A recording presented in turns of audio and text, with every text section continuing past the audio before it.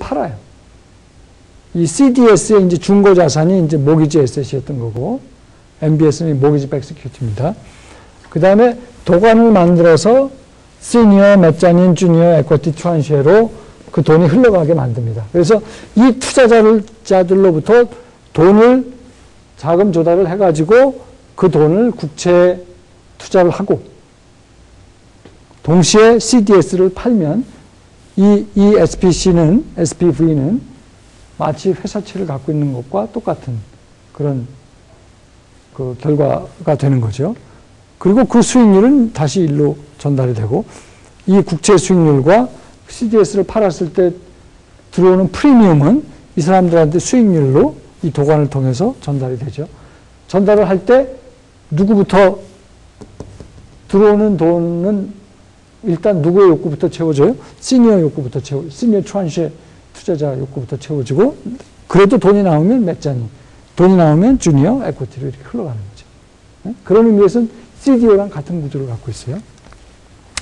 자, 이게 신테틱 CDO고, 자, 그러면 이제 지금부터는 어떻게 해서 금융위기가 왔는지, 지금 설명한 이 CDO랑 금융위기에 대해서는 굉장히 많은 그 이론들이 있고 굉장히 많은 이유가 있습니다만, CDO랑 연관지어서 설명을 하겠습니다. 먼저 여러분들이 섀도우 뱅킹을 좀 아셔야 되는데, 섀도우 뱅킹은 그림자 금융이죠. 그림자 금융은 일단 투자은행, 헤지펀드, 사모펀드, 그 다음에 구조화된 투자회사, 우리나라 말로 SIB, SPC, 이게 다 구조화된 투자회사입니다. 이런 것들이 주도를 했어요. 근데 전통적으로 은행이 하던 일을 이런 금융기관들이 대신 했는데 규제를 안 받기 때문에 그림자 금융이다라고 얘기를 하는 겁니다. 이카노미스트, 영국의 이카노미스트 잡지가 처음 이 그림자 금융이라는 말을 썼는데, 일각에서는 폴 머칼리라는 그 핌코 상무이사가 뭐 처음 썼다는 얘기도 있고, 이 금융위기를 통해서 루비니니, 크루그만 교수가 굉장히 유명해졌는데, 이 사람들이 그림자 금융을 많이 전파한 사람으로 알려져 있죠. 이 그림자 금융은 특징이 증권화랑 관련이 있고, 마켓 파이낸스랑 관련이 있으면서 OTC 파생상품이랑 관련이 있습니다. 그 중에서도 신용상품이랑 관련이 많아요. 이건 지금 전통 금융입니다. 이게 컨벤셔널 뱅킹, 상업은행이에요. 커머셜 뱅킹, 죄송합니다. 커머셜 뱅킹, 상업은행. 우리가 생각하는 일반 은행이에요. 일반 은행들은 돈이 어디서 흘러옵니까? 예금자에게서 흘러와서 대출을 해줄 때 그 집 담보 잡고 대출로 흘러나간 거예요. 그게 이제 모기지 홀더죠. 이게 이제 전통적인 방법이고, 예금자로부터 흔히 돈이 흘러와서 상업은행 주도로 그 주택담보대출이 되니까, 이런 데서는 어때요? 이 상업은행들이 철저하게 그 돈 대출 받아간 그 집담보대출 한 사람들을 아무한테나 대출 안 해주죠. 그리고 대출 해준 다음에도 사후관리를 잘한단 말이야. 그리고 이런 시스템 하에서는, 이건 옛날 시스템이에요. 이런 시스템 하에서는 유사시에는 중앙은행이 도와줘요. 예금보험공사 통해서 도와주고, 뭐, 여러 가지 또 그 도와주는 대신에 통제를 합니다. 통제를 해요. 근데 이게 최근에 어떻게 바뀌었냐면 80년대부터 투자은행이, 이게 투자은행이에요. 인베스트먼트 뱅킹. 투자은행, 뭐 헤지펀드, 구조화된 투자회사, 이게 같은 통속들입니다. 상업은행이 대출해 준 것을 삽니다. 모기지를 사는 거죠. 그래가지고 모기지 풀을 만들어요. 모기지 풀을 만든 다음에 이 모기지 풀을 투자자한테 파는 겁니다.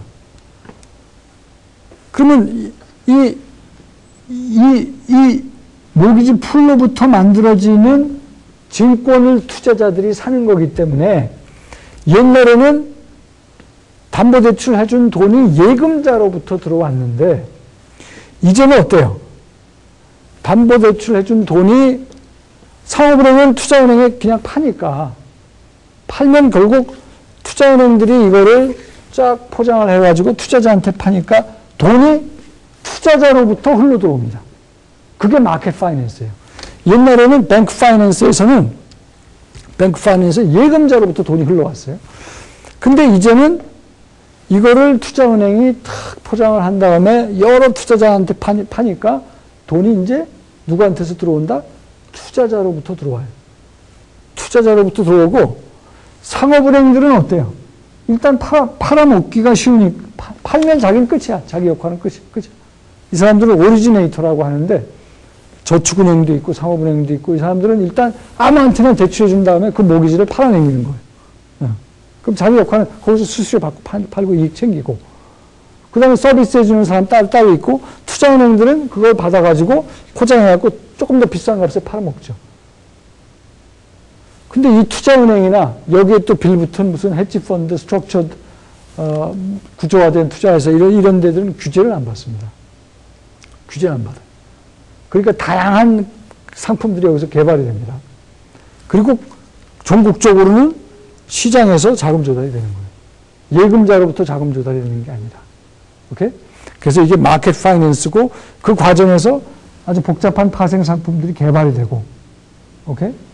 그리고 이런 과정이 시큐리타이제이션이에요. 그래서 시큐리타이제이션을 조금만 더 설명을 하면, 시큐리타이제이션이 처음에는 그 정부가 보조해준 기관으로 볼 수 있죠. 이건 이제 서민들 그 주택 그 보급을 좀 활성화시키기 위해서 2차 대전 후에 미국에서 이제 페니메이가 그 저축은행으로부터 모기지를 인수하는 그런 기구로 이제 발족이 됐는데 이게 이제 페니메이, 프레디맥, 뭐 지니메이 그래가지고 이런 그 정부기관들이 투자은행이 하는 비슷한 일들을 옆에서도 같이 도왔습니다. 그러니까 정부도 책임이 큰 거예요. 페니메이, 프레디맥 이번에 다 망했잖아요. 정부기관이니까 망할 수는 없고 정부가 뭐 정부 돈 들여서 다시 살려줬죠. 서프라임 모기지 발생하면서.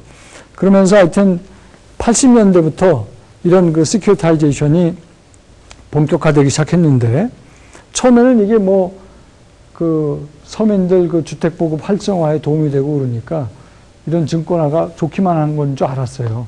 그리고 위험도 분산시킬 수 있고 뭐 여러 가지 또 장점이 있거든요. 일단 그 시큐리타이제이션이 되면서 그 처음에는 이게 이제 MBS입니다. 모기지 패스라는 게 그냥 단순한 모기지 증권화로 시작이 되다가 그 모기지 풀을 만든 다음에 아까 채권 풀이었잖아요. 채권 풀을 고객화된 상품으로 시니어 트란쉐, 매치 트란쉐, 주니어 에쿼티 트란쉐로 만드는 게 CDO라고 그랬죠. 이 모기지 풀을 가지고 그거를 고객화된 상품으로 만든 건 CMO입니다. CMO. 원리는 똑같아요. 모기지 풀을 가지고 이 모기지 풀을 그냥 모기지 풀을 기초자산으로 해서 바로 증권을 발행하면 그게 모기지 패스트루고 그거를 그냥 MBS라고 쉽게 모기지 백 시큐리티라고 얘기를 하기도 하고 자산 유동화 증권 뭐 또 그렇게 얘기를 하죠. 우리나라 말로. 그거는 좀 개념이 좀 넓은 의미에서 이제 ABS인데 ABS 중에 하나입니다. MBS가.